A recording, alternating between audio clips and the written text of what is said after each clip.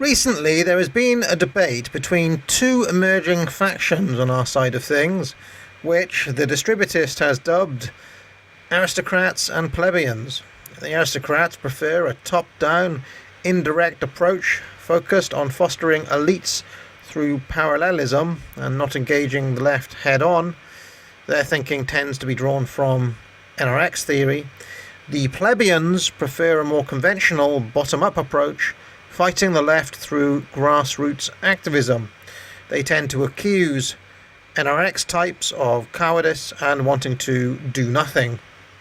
The roots of this debate go back many months, but an early iteration of it took place on my cigar stream back in September. That was episode 49, Strategy and Tactics, in which Don the Pleb, aptly representing the plebeians, took on myself and Charlemagne, who were more on the elite side of things. Distributist has long been on this side of things as well. Now, more recently, on Cigar Stream 78, Yiz the Eunuch took on what she perceived as Panama Hat's pacifism in advocating Ride the Tiger as a strategy, which is, I would say, closely related to the first of these two approaches. And there was a rehash of sorts of the debate that we'd had earlier. Now, following that stream, the distributist then made a 3-hour critique of the state of play, during which he levelled most of his points at Don the Pleb, who then responded with a 1-hour stream of his own. I have linked all of these old episodes in the saga in the show notes, and I do not wish to misrepresent anyone here, so you can watch them all in their own words, and I'd encourage you to go and check them out, because many interesting points are made in those streams and videos. What I want to give you here is my take on the core nature of the disagreement, at least as I see it. I wanted to go through this slowly, spelling out ABCs and basics, because it will make it easier to see what, if anything, Don or Yiz disagree with. First, I have abstracted society into elites, those on top of the boxes there, institutions, those are the boxes themselves, and then plebs, which are the mass of people below. Now first, some key NRX 101 talking points.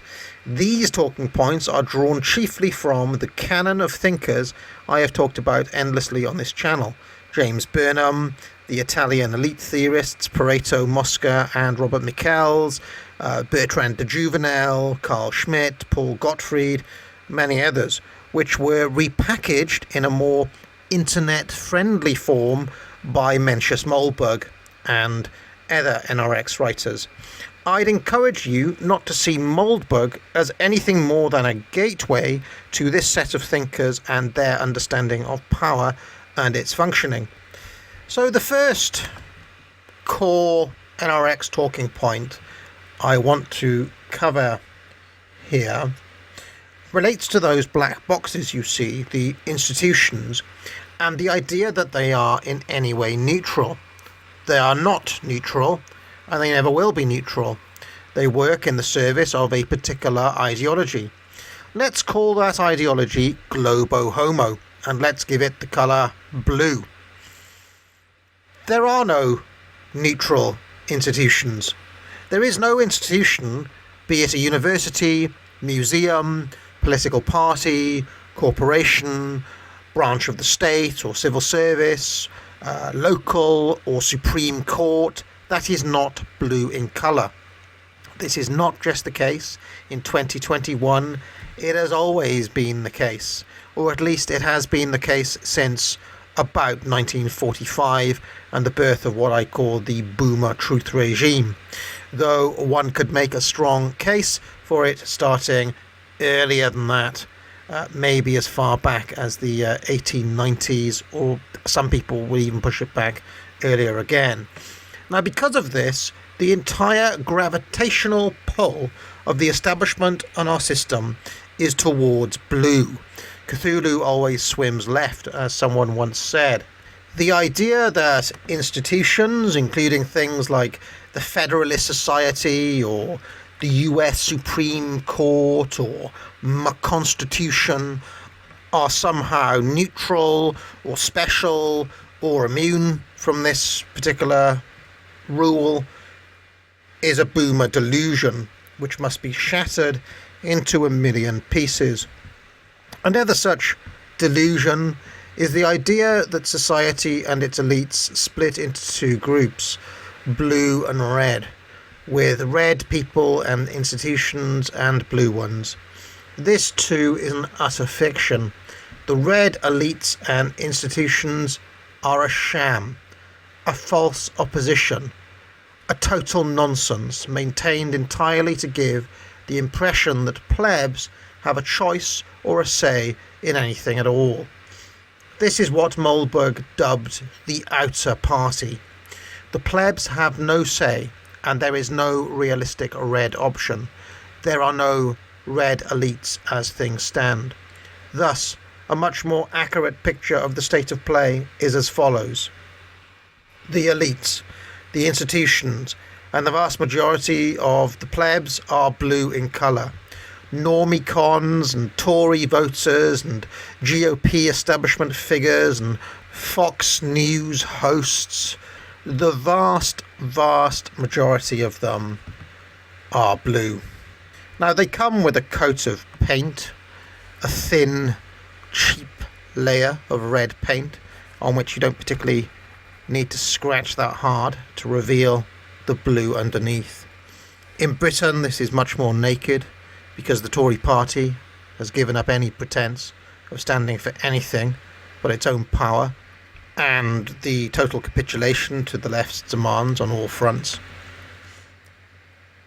In the US, Donald Trump helped expose the extent to which this has also been true of the Republicans as well. Perhaps I am mistaken, but this is where it seems to me that there is some disagreement between myself and Don and Yiz, because Don and Yiz seem to want to use the existing institutions to bring about a situation like this, where you convert all the plebs, elites and institutions to red using a combination of people power and pressure through the institutions. Now, I will not speak for Distributist, Charlemagne or anyone else, but my view is that this game is entirely off limits. The system doesn't want red. The system will not brook red. The system would sooner drop all its pretenses and start a crisis of legitimacy and even a world war or two than allow red a genuine grip on any of its levers of power. Furthermore, this situation right here, in which you attempt to take institutions and convert swathes of plebeians into being red plebeians, is the wrong game to begin with. Why? Because all regimes, everywhere and always, all throughout history, are top-down. All political movements that ever got anywhere at all were top-down. All popular movements that seemed driven by plebeians were actually astroturfed and driven by elites. Think of Greta Thunberg. If you look at popular protest across history, it is Greta Thunberg's all the way down. What the plebeians think, quite simply, does not matter. The Overton window isn't set by plebs and normies. It is set by elites and for elites. An issue can have as little as 1% buy-in from plebs and still be pushed through by elites. And within a decade or so, it will be what the average person thinks. Now, Don, to his credit, he understands this. He's pointed it out many times. He says Andrew Breitbart was wrong. You know, it's not that politics is downstream from culture. It's that culture is downstream from law. The average person is little more than glorified livestock to the extent that their view affects anything at all. The proof of this can be seen in any issue, from the election last year to immigration or anything else you care to pick. The plebs' role is to consume product and to be shunted around like trucks by non-ruling elites who police the boundaries of the discourse in the service of power. The pleb may also be pressed into service to rubber stamp a leader every 4 years or so, with a nominal vote. In fact, who they actually vote for scarcely matters, but the pretense maintains at least the illusion of popular sovereignty. Actual sovereignty rests with minority special interest groups who have more power than any government. Corporations increasingly do bidding on behalf of those interest groups. You can ask Katie Hopkins about that. Just as governments do bidding on behalf of corporations.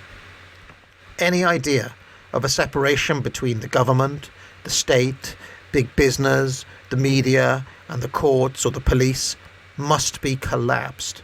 The idea that these are distinct spheres with distinct competing powers is another boomer fiction. In the final analysis, they all serve Cthulhu. So faced with these realities of the situation as we find it in 2021, and with the realities of how power has functioned all through history in mind, what did Pareto say? History is the graveyard of aristocracies. What is my proposal? I believe Charlemagne and distributists have similar, if not identical, ideas. Well, first, forget the idea of mass conversion of normies and plebs. The situation as we find it right now is more like this. The vast majority of people are blue. Note that I include in the blue number all establishment right-wingers and all centrist anti-woke types like James Lindsay. Let's say in 1,000 people we might be lucky to have 1 or 2 people we might realistically say are red. My first proposal is that these people and folks, it's you. It's literally you watching this. It's you, Dave. It's you, Charles. It's you, Don. It's you, Yiz. All of these people who are red must be levelled up, both in terms of learning and in terms of becoming your best self. If your understanding and ideological commitment is currently at 6 or a 7, you should strive to make it a 10. The first step must be to create a vanguard of 10s. A 10 is not Jordan Peterson or James Lindsay or Dave Rubin. A 10 is someone who has total commitment, total rejection of the lies of the enemy, total embrace of the teachings of the red way and not the blue way. This is a rare person and a difficult thing to achieve because, recall, all the waters we swim in are blue. A 10 doesn't care about what a blue thinks of them. A 10 doesn't try to win favour with blues. A 10 doesn't try to convert a blue. A 10 does not react to the blues. A 10 does not work to attract the attention of the blues. A 10 should see the blues as one might see a horde of locusts or killer bees. They are virtually mindless drones who will behave as they have been programmed to. A 10, despite being surrounded by the ashes of civilization, knows what is good and true and righteous. A 10 has such a unity of mind, body and spirit that they have the inner strength to stand upright even as they are surrounded by locusts. A 10 is so completely red that he or she can be nothing else. A 10 will understand that not everyone can be a 10, and as soon as something becomes mass or plebeian, it will deviate from its core and dilute itself and open itself up to subversion. This is a point the distributist made. If the idea of being a 10 is, quote, cringe to you, you'll never be a 10, in which case you should go back to Fresh Prince and forget about all this. It wasn't for you anyway. At the same time, as we grow such 10s, decentralized nodes of pure redness around the world, they can network with each other, they can set up goods and services for each other, create art and culture for each other, made by 10s and for 10s. Don the Pleb asked how the left managed to do what they have done over the course of 100 years. To start with, this was how. Rogue elites, totally committed, decentralized and networked around the world. As I said, this is things as I see them right now in April 2021. I made this because I thought an interesting conversation was going on, and I wanted to throw in my own 2 pennies. I can't speak for anyone else. So let me know what you think of my assessment and my ideas, and hopefully the conversation will continue. Buy Foundations of Writing on the Academic Agency. To write clearly will help you to think clearly. The ability to communicate ideas in lucid prose is foundational to success in many areas, and it is a basic requirement in every walk of life. You will learn the parts of speech and come to understand the core functions of the English language, sentence construction and syntax, punctuation, style, and common mistakes. Once you see how mistakes are made, you will not unsee them. You will know for the rest of your life. Foundations of Writing. Buy it now. Be sure to like this video and subscribe, and if you really like my content, maybe consider joining the channel or donating, or maybe even buy a mug. I am grateful for all of your support. Now get out.